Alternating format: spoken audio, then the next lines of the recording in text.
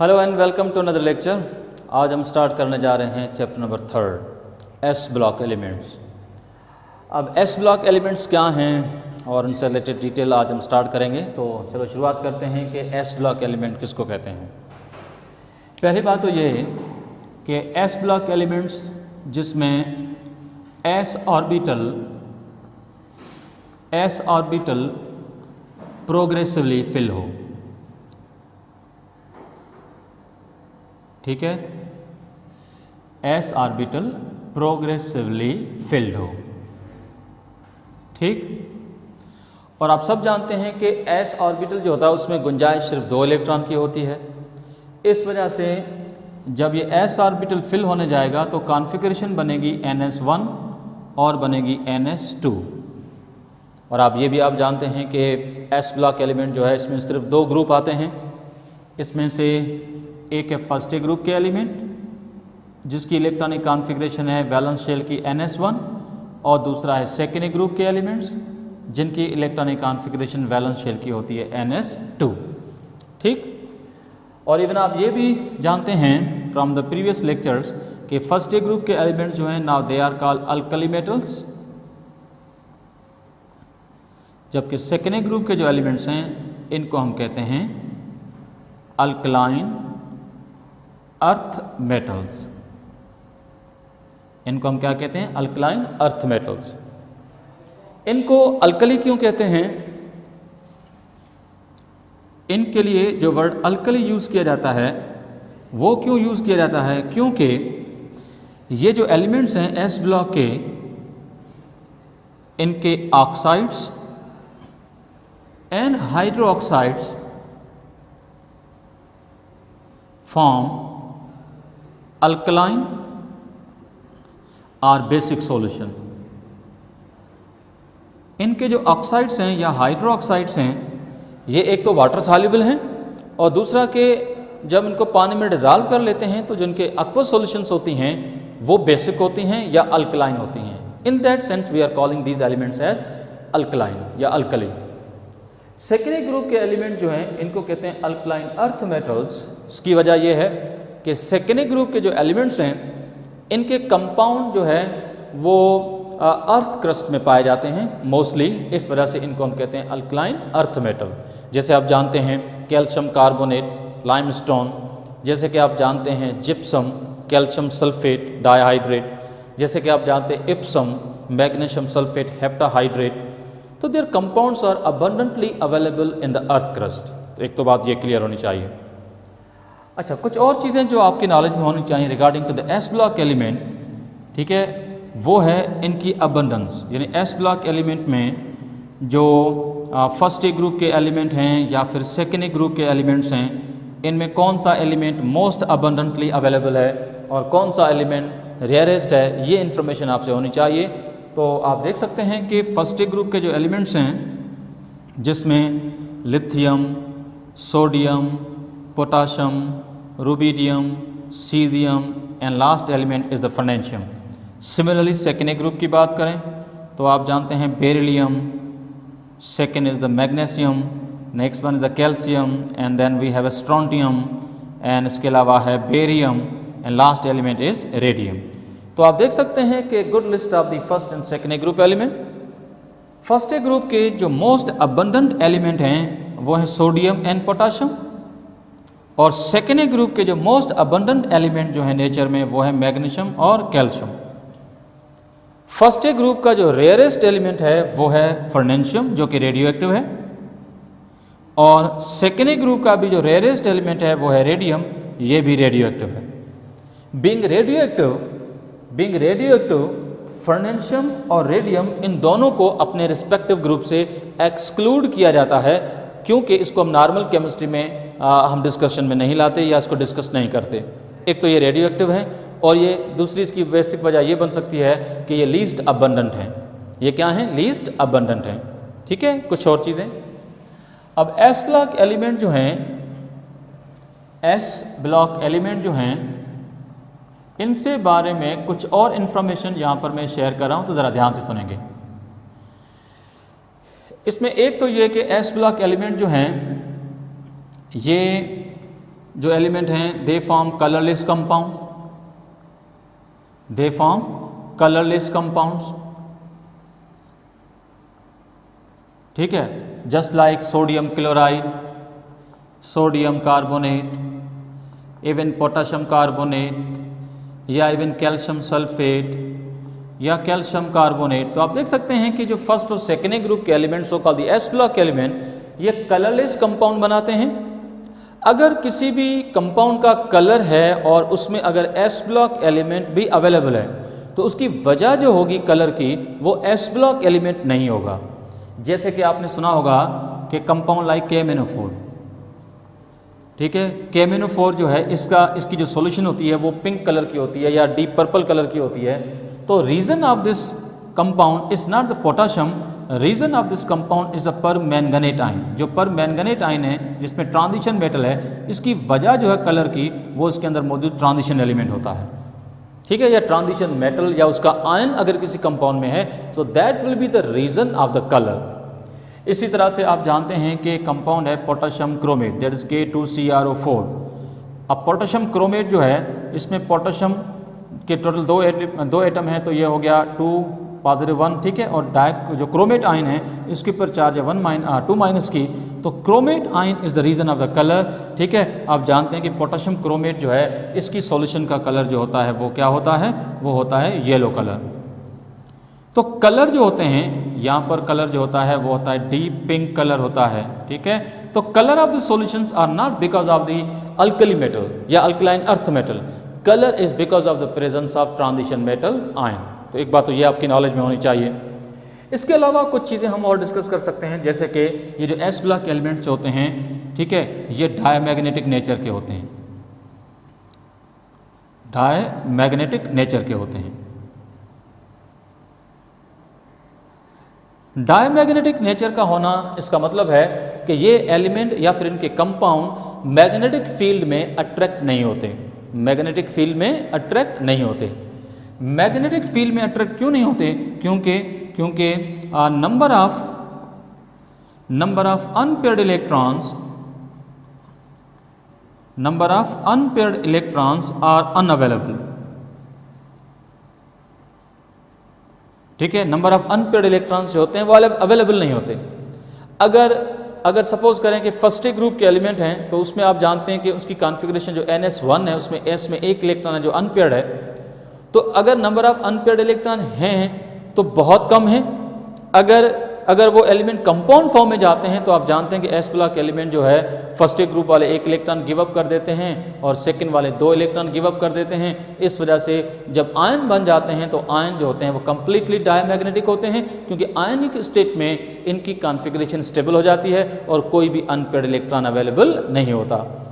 तो इनके diamagnetic nature होने की जो रीज़न है वो है shortage of the presence of unpaired electron. तो अनपेयर्ड इलेक्ट्रॉन होंगे तो फिर मैग्नेटिक फील्ड में अट्रैक्ट होगा, अनपेयर्ड इलेक्ट्रॉन नहीं है तो फिर ये जो है आप जानते हैं कि ये मैग्नेटिक फील्ड में अट्रैक्ट नहीं होते।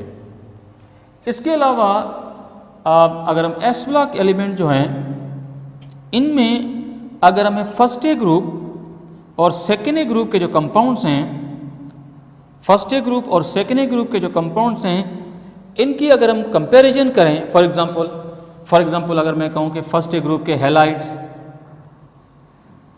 फर्स्ट ए ग्रुप के कार्बोनेट्स, फर्स्ट ए ग्रुप के बायकार्बोनेट्स और फर्स्ट ए ग्रुप के सल्फेट्स, फर्स्ट ए ग्रुप के जो हैं फॉस्फेट्स और फर्स्ट ए ग्रुप के जैसे कि हैं नाइट्रेट्स, ये फर्स्ट ए ग्रुप के एलिमेंट्स जो हैं उनके halides, carbonate, bicarbonate, sulphate, phosphate या नाइट्रेट, फर्स्ट ए ग्रुप के जो कंपाउंड्स होते हैं ये मोर सॉल्युबल होते हैं बनस्पत किसके? सेकेंड ए ग्रुप के, जो कि लेस सॉल्युबल होते हैं इन एक्वस सॉल्यूशन। जो सॉल्युबिलिटी की जो बात कर रहा हूं वो मैं कर रहा हूं किसमें? एक्वस सॉल्यूशन में। तो फर्स्ट ए ग्रुप के कंपाउंड का लेस सॉल्युबल होना उसके पीछे वजह यह है कि फर्स्ट ए ग्रुप के केस में लेटिस एनर्जी कम रहती है, क्योंकि फर्स्ट ए ग्रुप का जो एलिमेंट है वो M+1 आयन बनाता है। जो मेटल होता है फर्स्ट ए ग्रुप का उस पर चार्ज 1 पॉजिटिव होती है, पर सेकेंडरी ग्रुप का जो मेटल है वो डाई पॉजिटिव आयन बनाता है, जिस वजह से इंटर आयनिक जो अट्रैक्शन होती है वो बहुत ज़्यादा स्ट्रांग हो जाती है। और जब इंटर आयनिक अट्रैक्शन स्ट्रांग हो जाती है तो फिर आप जानते हैं कि लेटिस एनर्जी बढ़ जाती है और फिर हाइड्रेशन एनर्जी कम हो जाती है। इस वजह से सेकेंडरी ग्रुप के जो कंपाउंड्स होते हैं उनकी solubility compare to the first group वो थोड़ी सी कम रहती है। ये बात भी आपके समझ में आ गई होगी, ठीक है। अच्छा, अब आते हैं कि फर्स्ट ग्रुप और सेकेंडरी ग्रुप के जो एलिमेंट्स हैं इनकी जनरल इलेक्ट्रॉनिक कॉन्फ़िगरेशन, सभी एलिमेंट जो हैं इनकी जनरल इलेक्ट्रॉनिक कॉन्फ़िगरेशन कैसे लिखी जाए। तो ज़रा देखें कि फर्स्ट ग्रुप और सेकेंड ग्रुप के जो एलिमेंट हैं उनकी जनरल इलेक्ट्रॉनिक कॉन्फ़िगरेशन कैसे लिखी जाए। तो सब शुरू करते हैं सबसे पहले general valence shell electronic configuration. तो एस ब्लॉक एलिमेंट जो हैं उनकी general valence shell electronic configuration की बात हो रही है। तो एक तरफ हम बात करेंगे फर्स्ट ए और फिर हम बात करेंगे किसकी, सेकेंड ए की। तो ध्यान से सुनेंगे ये मामला कैसे है। फर्स्ट ए ग्रुप के एलिमेंट जैसे कि लिथियम और बेरिलियम, सोडियम और मैग्नीशियम, पोटाशियम और कैल्शियम एंड सो ऑन, तो इस तरह से हम बात करते जाएंगे। तो ज़रा देखें कि किस तरह से। लिथियम पहला एलिमेंट है इस केस में जो कि सेकेंड पीरियड का है, तो इसकी कॉन्फ़िगरेशन हम लिखते हैं हीलियम और इसके साथ में लिखते हैं 1s1। हीलियम का आप जानते हैं कि एटॉमिक नंबर 3 है, तो उसका जो इनर शेल जो है 1s उसकी configuration same as that of helium जो स्टेबल कॉन्फ़िगरेशन है, और उसका जो वैलेंस शेल होगा वो होगा 1s1। सिमिलरली सेकेंड पीरियड का दूसरा एलिमेंट जो है वो है बेरिलियम जिसका एटॉमिक नंबर है 4। इसकी कॉन्फ़िगरेशन हम जब लिखते हैं तो लिखते हैं हीलियम और इसके साथ हम लिखते हैं क्या, 1s2। तो आप देख सकते हैं कि लिथियम का लास्ट जो शेल है वो 1s1, लास्ट ऑर्बिटल 1s1, और बेरिलियम के केस में वो है 1s2, क्योंकि फर्स्ट ए ग्रुप के एलिमेंट एस ऑर्बिटल में 1 इलेक्ट्रॉन, सेकेंड ए ग्रुप में एस ऑर्बिटल में 2 इलेक्ट्रॉन, ठीक है। इसकी करेक्शन में कर लेता हूँ, ये 1s1 के बजाय हम यहाँ लिखेंगे 2s1 और ये भी 2s1 क्योंकि दोनों सेकेंड पीरियड के एलिमेंट हैं। थर्ड पीरियड में आप जानते हैं कि आता है सोडियम, कौन सा एलिमेंट है, सोडियम Na जिसका एटॉमिक नंबर 11। तो इसकी कॉन्फ़िगरेशन लिखेंगे तो लिखेंगे नियॉन और फिर लिखेंगे हम क्या, 3s1, और इस केस में आता है मैग्नीशियम जिसका एटॉमिक नंबर है 12 और इसकी कॉन्फ़िगरेशन लिखेंगे तो हम लिखेंगे नियॉन और इसके साथ हम लिखेंगे क्या, 3s2, और ये सिलसिला चलता रहेगा। तो आप जैसे कि सोडियम है, पोटाशियम है, ठीक है, रुबिडियम है, सीरियम है, फर्नेशियम है, और इस तरह से आप देख सकते हैं यहाँ कैल्शियम है, स्ट्रोंटियम है, या फिर यहाँ पर बेरियम है, या फिर लास्ट एलिमेंट जो है रेडियम है। इनकी जब कॉन्फ़िगरेशन लिखी जाएंगी तो ध्यान से सुनते जाओ कि इनकी कॉन्फ़िगरेशन कैसे होंगी। अब जानते हैं कि हीलियम, नियॉन के बाद आर्गन के बाद आप जानते हैं जीनान के बाद जो है वो कौन सा है, रेडान। तो इस तरह से कॉन्फ़िगरेशन जब हम पीरियड टू पीरियड नीचे आएंगे, लिथियम से लेकर सीजियम तक या इवन फर्नेशियम और रेडियम को फिलहाल एक्सक्लूड कर लेते हैं, तो फिर ये कॉन्फ़िगरेशन पोटेशियम में होगी 4s1, रुबिडियम में होगी 5s1, सीजियम में होगी 6s1 और फर्नेशियम की अगर बात करेंगे तो 7s1। क्वांटम नंबर बढ़ता जाएगा क्योंकि नंबर ऑफ शेल बढ़ते हैं from top to bottom. Same story रहेगी कैल्शियम, स्ट्रोंटियम और बेरियम एंड ऑनवर्ड। ये हो जाएगा 2s2 था, ये 3s2, यहाँ पर क्या हो जाएगा 4s2, स्ट्रोंटियम के केस में 5s2 और बेरियम के केस में 6s2 और रेडियम के केस में क्या हो जाएगा 7s2। तो that the way how we are writing the electronic configuration. यहाँ पर स्क्वायर ब्रैकेट में नोबल गैस का लिखना, इसका मतलब है कि आखिरी ऑर्बिटल को छोड़कर इनर ऑर्बिटल जो भी हैं उनकी configuration similar to that of the noble gas है। किस एलिमेंट की कॉन्फ़िगरेशन इनर ऑर्बिटल की किस नोबल गैस की जैसी है वो नोबल गैस इसके साथ हम साथ में हम लिख देते हैं। जैसे कि लिथियम का इनर ऑर्बिटल हीलियम जैसा है, sodium neon, potassium argon, rubidium xenon और सीजियम जो है वो रेडान। तो आई होप सो कि ये बात आप सबको समझ आ रही होगी, ठीक है। इलेक्ट्रॉनिक कॉन्फ़िगरेशन के बाद कुछ प्रॉपर्टीज़ हैं एस ब्लॉक एलिमेंट की, वो हमें डिस्कस करनी है और इसको हम कहते हैं ग्रुप ट्रेंड्स। क्या कहते हैं इसको हम, ग्रुप ट्रेंड्स। अब जो ग्रुप ट्रेंड्स हैं उनको हम 1 बाय 1 डिस्कस करेंगे और कौन कौन से ग्रुप ट्रेंड्स को हम डिस्कस करेंगे, तो चलो शुरुआत करते हैं वन बाय वन। काफ़ी चीज़ें आपकी ऑलरेडी क्लियर हैं, कुछ चीज़ें हम और डिस्कस करेंगे आगे।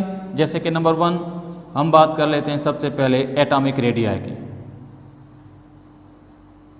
एटॉमिक रेडियाई में सिंपली एक बात को क्लियर कर लेते हैं कि top to bottom in both the first and second group हम कहेंगे atomic radii top to bottom atomic radii increase. ठीक है, top to bottom atomic radii क्यों इंक्रीज होता है, ये बात आप जो है एटॉमिक स्ट्रक्चर के चैप्टर से ही पढ़ते आ रहे हैं। Top to bottom number of shell बढ़ते हैं तो एटॉमिक रेडियाई क्या होगा, इंक्रीज होगा।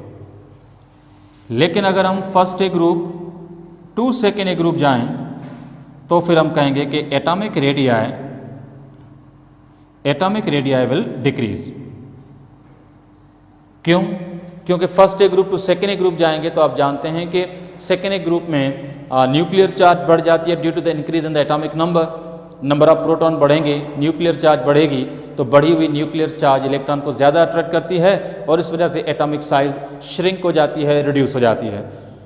तो फर्स्ट और सेकेंड ग्रुप में जो लार्जेस्ट रेडियाई जो हैं वो हैं फर्स्ट ए ग्रुप के, और उसके कंपैरिजन में अगर स्मॉलर रेडियाई जो हैं वो हैं किसके, सेकेंड ग्रुप के। तो होपफुली एटॉमिक रेडियाई की स्टोरी आपकी समझ में आ रही होगी। ठीक है, अगर मैं इसी के साथ मैं आयनिक रेडियाई की बात करूं, अगर मैं आयनिक रेडियाई की बात करूं तो मैं एक जुमला लिख रहा हूं कि आयनिक रेडियाई जो है उसमें मैं लिख रहा हूं कि trend is same as atomic radii. Trend is same as atomic radii. जो एटॉमिक रेडियाई का ट्रेंड है आयनिक रेडियाई का ट्रेंड भी वही है। जो एटॉमिक रेडियाई का ट्रेंड है आयनिक रेडियाई जो उसका ट्रेंड भी सेम रहता है। कैसे कि जैसे atomic radii top to bottom increase हुए तो इनके आयनिक रेडियाई भी टॉप टू बॉटम इंक्रीज होंगे। अगर हम लेफ्ट टू राइट जाएं तो एटॉमिक रेडियाई डिक्रीज हुए थे तो इनके आयनिक रेडियाई भी डिक्रीज होते हैं। ये मेरे ख्याल में बात क्लियर होनी चाहिए। और इवन आप ये बात ऑलरेडी जानते हैं कि फर्स्ट और सेकेंड ग्रुप के एलिमेंट मेटल्स होते हैं, ये इलेक्ट्रॉन लूज करते हैं और ये कैटायन बनाते हैं, तो इनके एटम के मुकाबले में इनके आयंस जो होते हैं they got a smaller size. जैसे सोडियम से सोडियम आयन स्मॉलर है, ऐसे ही मैग्नीशियम से मैग्नीशियम आयन स्मॉलर होगा। तो आयनिक रेडियाई जो होंगे इनके, उनका ट्रेंड एटॉमिक रेडियाई की तरह ही है। तो आई होप सो कि ये बात आप सबको समझ आ रही होगी। ठीक है, एक और पॉइंट की तरफ चलते हैं, जरा देखें। सेकेंड पॉइंट जो हम डिस्कस करेंगे यहां पर is called IP, and you better know IP is sometime called IE. This is called ionization energy. IP या इसको हम क्या बोलते हैं, ionization energy। तो IP या IE इसका ट्रेंड क्या है, सबसे पहले ध्यान से सुनेंगे कि top to bottom decrease. IP जो होती है वो टॉप टू बॉटम डिक्रीज होती है, लेकिन first A to second A यानी लेफ्ट टू राइट जाएंगे तो IP जो होती है वो क्या होगी, वो इंक्रीज होती है। ये चीज़ भी आपकी चैप्टर नंबर 3 फर्स्ट ईयर में ऑलरेडी डिस्कस्ड है। IP top to bottom decrease क्यों होती है, एटॉमिक रेडियाई बढ़ते हैं। IP first to second group की तरफ जाने से इंक्रीज क्यों होती है, क्योंकि एटॉमिक रेडियाई डिक्रीज होता है। और एटॉमिक रेडियाई क्यों डिक्रीज होता है, due to the increase in the nuclear charge. तो होपफुली IP का ट्रेंड भी आप समझते होंगे। अगर हम एस ब्लॉक एलिमेंट को पूरी पीरियोडिक टेबल के सिनेरियो में देखें तो एस ब्लॉक एलिमेंट वो हैं जिनकी IPs कंपैरेटिवली सभी एलिमेंट से लोएस्ट हैं। और क्यों हैं, क्योंकि इनके एटॉमिक रेडियाई बाकी पूरी पीरियोडिक टेबल के एलिमेंट के मुकाबले में लार्जेस्ट हैं।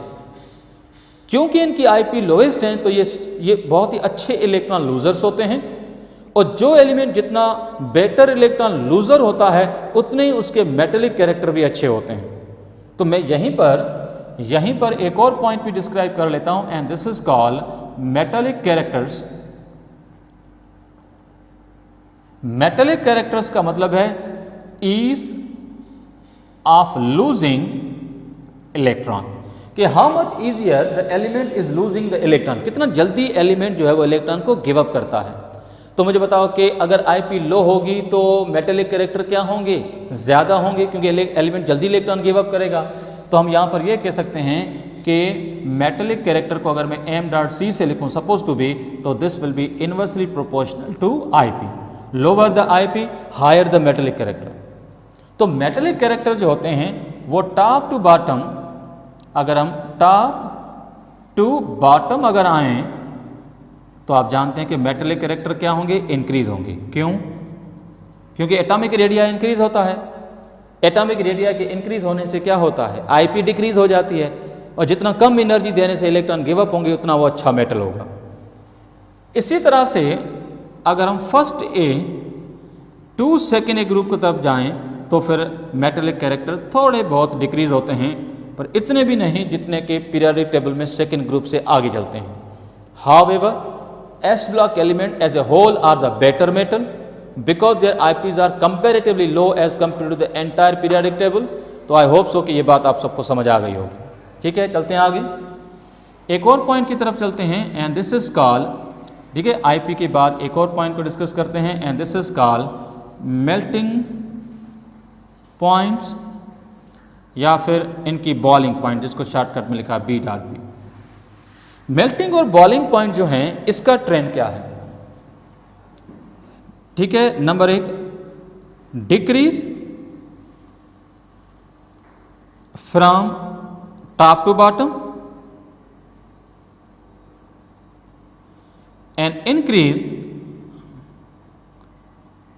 From first A to second A, यानी फर्स्ट ए से सेकेंड ए की तरफ जाएंगे तो फिर मेल्टिंग और बॉइलिंग पॉइंट इंक्रीज होती हैं, लेकिन अगर हम टॉप टू बॉटम आएंगे तो ये मेल्टिंग पॉइंट क्या होती हैं, डिक्रीज होती हैं। इसकी वजह क्या है? क्योंकि टॉप टू बॉटम जैसे आएंगे तो इनके एटॉमिक रेडिया इंक्रीज होते हैं। एटॉमिक रेडिया इंक्रीज होने से इंटर न्यूक्लियर डिस्टेंस जो है, इंटर न्यूक्लियर डिस्टेंस जो होगा एटम टू एटम, वो भी आप जानते हैं कि वो इंक्रीज होगा। इंटर न्यूक्लियर डिस्टेंस के बढ़ने से जो अट्रैक्टिव फोर्सेस होंगी एटम के बीच की वो डिक्रीज होती जाएंगी, और जितना इंटर एटॉमिक अट्रैक्शन कम होगी, मेटेलिक बॉन्ड वीकर बनता जाएगा टॉप टू बॉटम, वैसे वैसे मेल्टिंग पॉइंट भी कम होती जाएगी।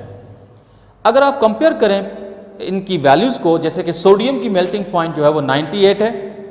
अगर हम सोडियम से ऑनवर्ड जैसे नीचे आएंगे, जैसे अगर हम सीजियम की बात करें तो आप देखें कि उनकी मेल्टिंग पॉइंट जो है वो 29 की रेंज में है। तो मेल्टिंग पॉइंट डिक्रीज हो रही है। तो मेल्टिंग पॉइंट डिक्रीज क्यों हो रही है? मेल्टिंग पॉइंट डिक्रीज क्यों हो रही है? क्योंकि इंटर एटॉमिक अट्रैक्शन क्या हो रही है, वो डिक्रीज हो रही है। तो होपफुली ये बात आप सबको समझ आ रही होगी। इसी तरह से first A group to second A group जाने से मेल्टिंग पॉइंट इंक्रीज क्यों हुई? उसकी वजह यह है कि फर्स्ट ए ग्रुप का जो एलिमेंट होता है वो मोनो पॉजिटिव आयनिक स्टेट में होता है, और सेकेंड ए ग्रुप का जो एलिमेंट है वो डाई पॉजिटिव आयन की सूरत में होता है। और आपको ये बात आपको प्रीवियस लेक्चर्स में समझाई हुई है कि नंबर ऑफ वैलेंस इलेक्ट्रॉन जब बढ़ते हैं तो मेटेलिक बॉन्ड स्ट्रांग बन जाता है। मेटेलिक बॉन्ड जब स्ट्रांग बनता है तो इसका मतलब ये हुआ कि फर्स्ट ए ग्रुप के जो हैं उनके क्रिस्टल में मोनोवैलेंट आयन होगा, सेकेंड ए ग्रुप के जो क्रिस्टल हैं उसमें डाई पॉजिटिव आयन होगा। तो डाई पॉजिटिव आयन की वजह से जो इंटर एटॉमिक अट्रैक्शन होगी वो स्ट्रांगर होगी। यही वजह है कि इनकी मेल्टिंग और boiling point top to bottom decrease होती हैं और लेफ्ट टू राइट क्या होती हैं, इंक्रीज होती हैं। तो होपफुली ये बात आप सबको समझ आ गई होगी। तो चलें अब आते हैं एक और पॉइंट की तरफ। Now this is called the density. Number 5, density. Density जो है इसका ट्रेंड अजीब है। क्या? कि टॉप टू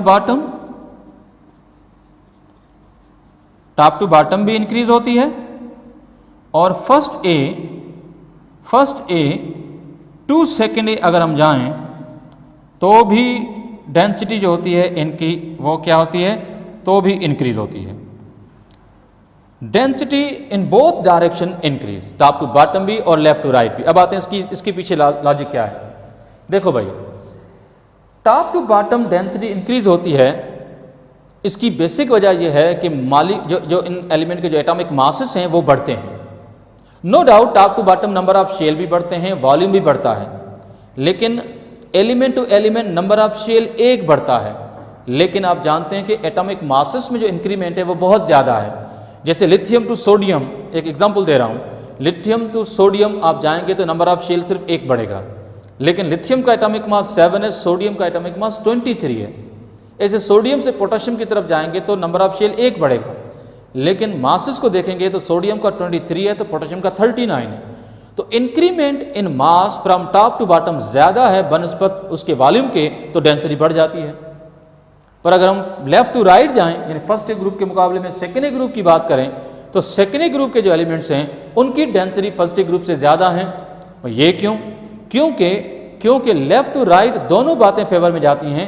साइज भी कम होती है, मतलब वॉल्यूम भी डिक्रीज होता है फर्स्ट टू सेकेंड, और साथ साथ में एटॉमिक मास भी बढ़ता है। जैसे सोडियम को अगर हम मैग्नीशियम के साथ कंपेयर करें तो सोडियम का मास 23 है, मैग्नीशियम का 24 है, बढ़ गया।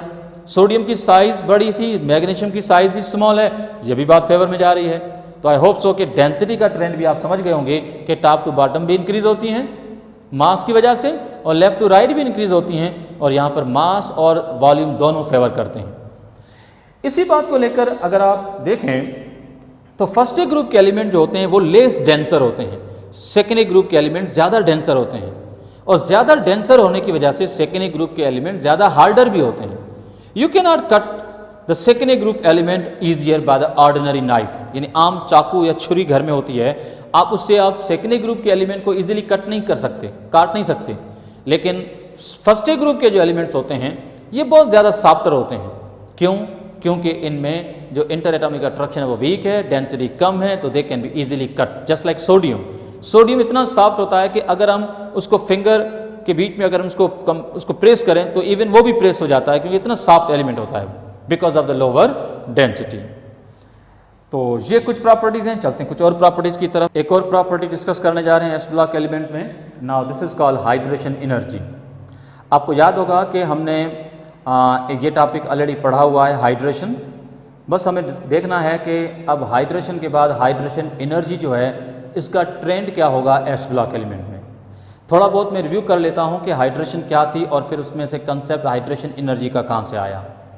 हाइड्रेशन का मतलब है कि जब भी कोई मेटल आयनिक फॉर्म में हो और वो गैसियस स्टेट में हो, आइसोलेटेड हो, और जब ये गैसियस जो मेटल आयन है या कोई भी आयन है positive, as I told you, जब इस पॉजिटिव आयन को जो गैसियस स्टेट में है, जब इसको वाटर मॉलिक्यूल चारों तरफ से सराउंड कर लें, वाटर मॉलिक्यूल जब इसको चारों तरफ से सराउंड कर लें, तो इस प्रॉपर्टी को जब कोई भी आयन इंटरेक्टेड हो या फिर सराउंड हो जाए by the water molecule specially, तो इस सारी सिचुएशन को हम कहते हैं हाइड्रेशन।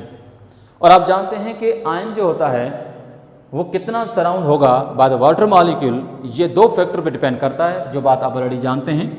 एक होता है आयनिक रेडिया, या आप उसको कह सकते हैं आयनिक साइज, और दूसरा है चार्ज डेंसिटी। ठीक है, तो आयनिक साइज और चार्ज डेंसिटी ये दोनों जो होती हैं हाइड्रेशन को अफेक्ट करती हैं। वो कैसे?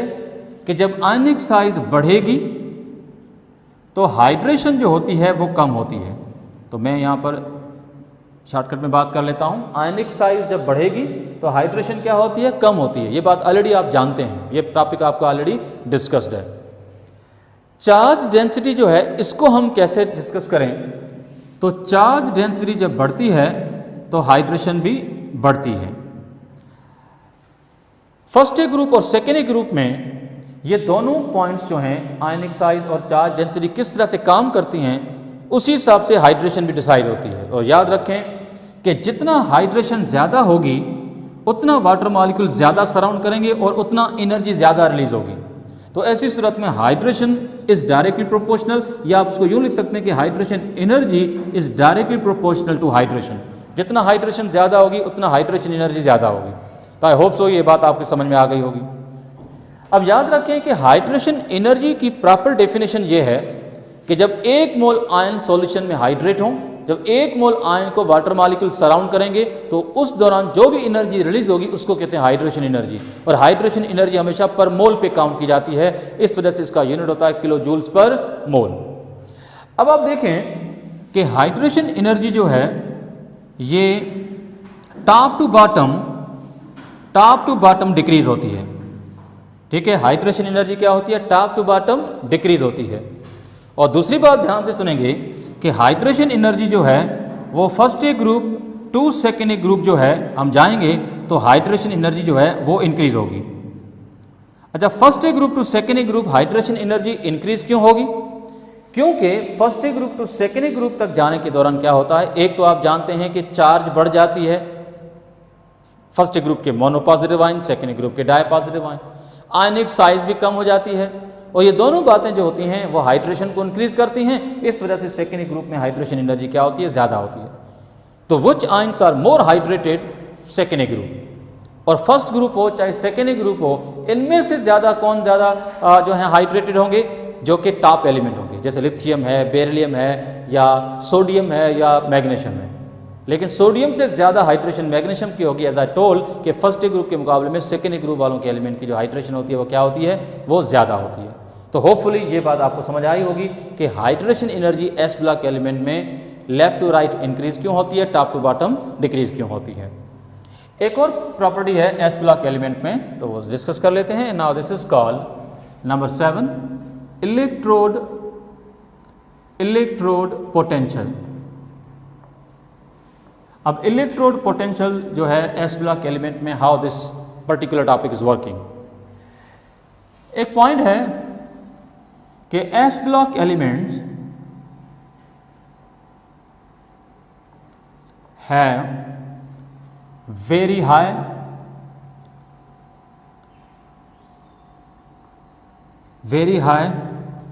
negative aqueous reduction potential।